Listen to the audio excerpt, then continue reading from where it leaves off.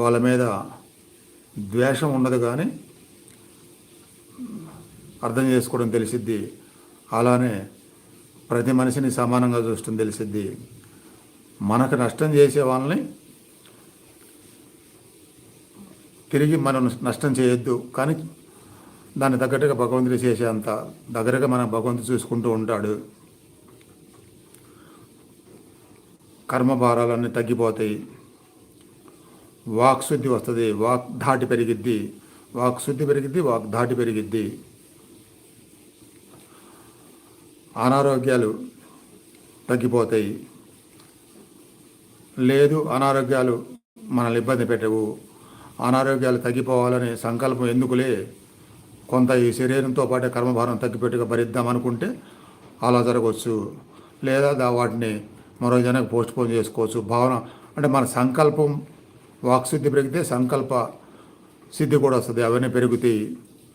ఇట్లా ఒకదాని తర్వాత ఒకటిగా తెలవడం మొదలైతే అన్నీ పెరుగుతూ కుండలిని యాక్టివేట్ అవ్వటం అంటే మన జీవితం ఏంటో మనకు అర్థమైపోద్ది. మన జీవితంలో కోరుకునే కోరికల్లో తేడా వస్తుంది.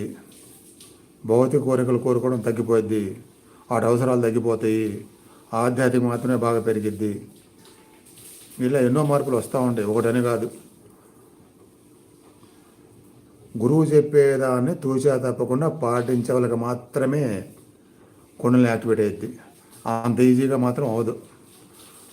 నేనే మరీ కష్టతరమైన కొండలెక్కి ఒంటికాల మీద తపస్సు చేయమని చవట్లా, ఇల్లు వదిలిపెట్టి అడవులకు వెళ్ళి తపస్సు చేయమని చవట్లా, వేలకు వేలు ఖర్చు పెట్టమని చవట్లా. అన్నీ చేయగలిగే చెప్తున్నా, వాటి వరకు మాత్రమే రెగ్యులర్గా చేసినా సరే కుండలిని యాక్టివేట్ అవుతుంది. రెగ్యులర్గా చేయాలి, పట్టుదలగా, సహనంతో, ఓర్పుతో, దీక్షతో, లక్ష్యంగా పెట్టుకొని చేయాలి.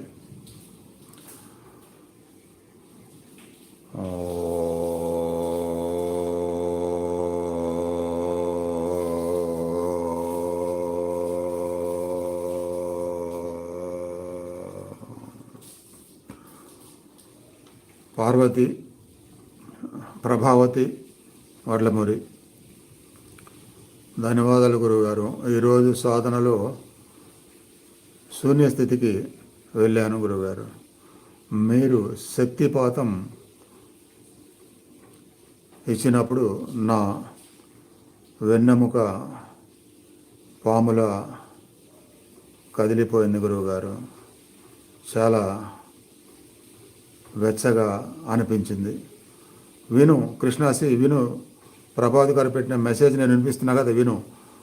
కుండలిని కథలకి ఒక చిహ్నం కూడా ఇది. ఎందుకంటే కుండలిని మనలో ఒక చిన్న చిహ్నాన్ని చూపించినప్పుడు వెంటనే వేడి వస్తుంది శరీరంలో.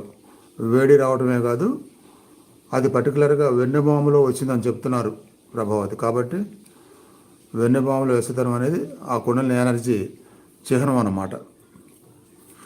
అలానే నేను డిస్టెన్స్ హీలింగ్ చేసినప్పుడు శక్తిపాతము పర్టికులర్గా మరి శరీరంలో ఎక్కడా లేకుండా తనకు వెన్నెబాములోనే ఎందుకు వచ్చింది అంటే ఆ చక్రాస్ మీద ఆ శక్తిపాతం పనిచేసింది. ఎందుకు పనిచేసింది?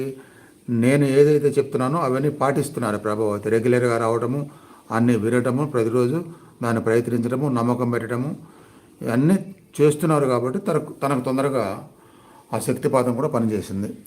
నేను అదే చెప్తున్నా, అందరూ నమ్మకంతో ప్రతిదీ పాటించాలి, లక్ష్యంతో, ప్రశాంతంతో ప్రతిరోజు అలా అర్థం చేసుకొని పాటిస్తే వాళ్ళకి మార్పులు వస్తాయి. ఇంతకుముందు కూడా చాలా చెప్పారు, తను వీడియో కూడా పెట్టాను. జీవితంలో మార్పులు వస్తాయని చెప్పా కదా, అది వచ్చింది. అందరినీ సమానంగా చూడాలని చెప్పా కదా, అది తనకు వచ్చింది. అత్తమామల్ని ఇదివరకు నన్ను ఇబ్బంది పెట్టినా నేను ఇప్పుడు వాళ్ళ మీద కోపం లేదని చెప్తున్నారు. వాళ్ళని చక్కగా చూడాలనుకుంటున్నాను అన్నారు. ఇల్లు కట్టించాలనుకున్నాను అన్నారు. అలానే సాధనలో ఆనందం తృప్తి వస్తుందన్నారు. ఓ మంచి దారికి దొరికిన తృప్తి తను పొందుతున్నా అన్నారు. ప్రతిరోజు ఒక ఆనందాన్ని సాధనలో పొందుతున్నా అన్నారు. ఇట్లా మార్పులు అనేవి ఆ కుండలినికి సంబంధం ఉంటుంది. చక్రరాశి మనల్ని బ్యాలెన్స్ చేస్తే మనల్ని, మన శరీరాన్ని, మనసుని, జీవితాన్ని, అవన్నీ సాధనలో ఒకటి యాడ్ అవుతాయి. అలా నిదానంగా తెలుస్తాయి.